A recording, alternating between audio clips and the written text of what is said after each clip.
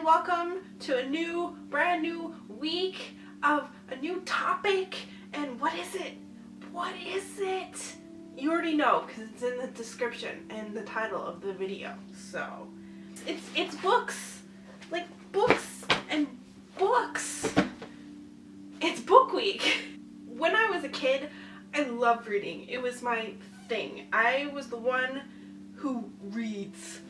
I read a lot of Goosebump books when I was a kid, and of course I read Harry Potter through my teenage years and a whole bunch of other books.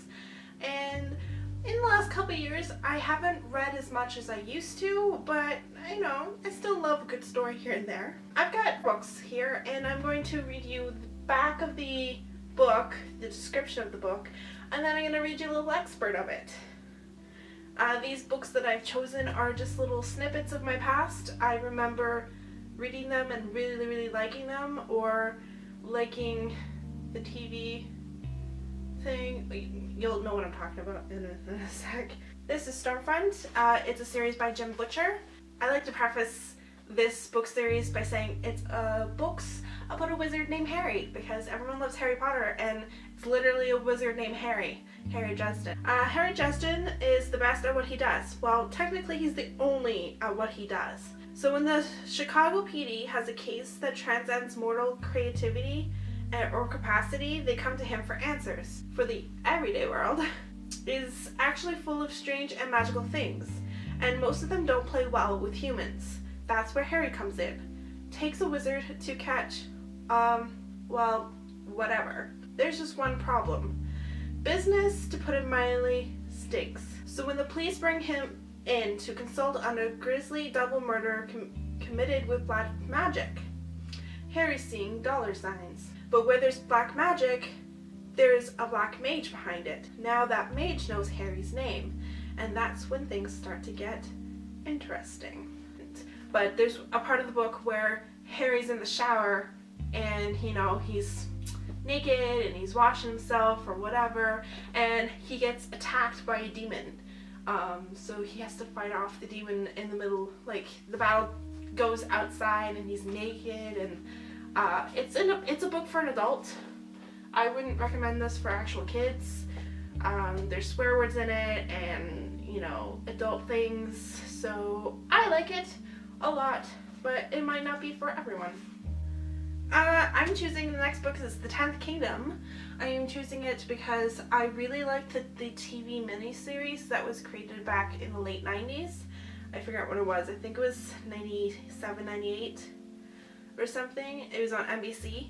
I really enjoyed it. It's got a lot of fairy tales. It tells the story of Snow White's grandson and other people. But it takes people from modern day New York into the fairy tale world, and there's the realms. So one realm is Snow White's realm, one realm is Cinderella's, and so on and so forth. So I really like it. Okay, so I'm gonna read the back of the book. I recommend seeing the miniseries. I usually get the books of movies or TV series that I like, so I can read it over and over again in case I don't have the movie or whatever. I have reasons. So, romance, deceit, heroism, lies, adventure, and true love. Just another day in the Big Apple? No way. Welcome to the 10th Kingdom. New York being the 10th Kingdom. There's 9 other kingdoms. Suppose you were on your way to work, not a great job, just one that pays the bills, and suddenly you're in the middle of a fantastic adventure running for your life. You don't believe it could happen? Well, it could, and in the 10th Kingdom it does. Embark on an odyssey that will grip your imagination, still your heart, and leave you spellbound as only the very best story can. My book's falling apart! It's just pictures.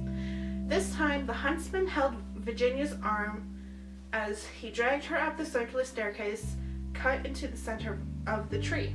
Her hair, getting heavier by the minute, dragged behind her. They climbed for what seemed like forever, and they finally emerged into a small tower room. The room had light, though, and Virginia was relieved to see a small hole cut into the wall, a window large enough for her to escape from. He dragged her over to it, and momentarily hope disappeared. They were at least 50 feet above the forest floor. I was born in this forest, he said softly, 100 miles north of here. She looked out. There were trees everywhere. She could actually see the extent of the forest. It seemed to go on forever. The view was breathtaking and depressing at the same time. When I saw the Queen for the first time, I was still a forester. She came to my village. It was a cruel winter, and everyone was starving, children grubbing in the snow for roots to eat. She stopped her hunting party to water her horses. The Queen called me forward. She saw something in me. She showed me this. He took out his crossbow. Virginia had seen it before, but not up close. It was made of wood and silver. In its leather harness were many razor-sharp silver bolts. Virginia had never seen a crossbow up close before. She had no idea how terrifying they really were. When this crossbow is fired, he said, the bolt will not fall until it has found the heart of a living creature. It cannot miss. In one day, I could kill enough food to keep the whole village alive all winter, I said. I said, what must I do to win this magic crossbow? And she said, just close your eyes and fire, and wherever you wish. And fire it wherever you wish, and it shall be yours. He plucked the bolt and placed it in position. Now the crossbow looked even more fearsome. I turned away from the village and all the people and fired deep into the thick of the forest. The bolt left the bow like a gossamer. It sped a mile through the trees and killed a child playing in the forest. He stared at Virginia. It seemed as if her eyes were even more intense than they had been before. I remembered the Queen's face as I pulled the bolt from my son's heart. She looked at me and said, "You will be my huntsman." Virginia held her breath in horror. "So you understand," she said softly, "I have no interest in mercy. The hunt is the only thing that interests me. Life and death are simple matters of sport." So I read a little bit more than I wanted to in that because it got really interesting. I might actually read that book again or see the series. Stay tuned for the rest of the week to see more awesome things about books. Make sure to, if you like this video, to like it. Make sure you subscribe if you haven't already. Youvoluntear is awesome and we love you. And I give you a little heart. Bye!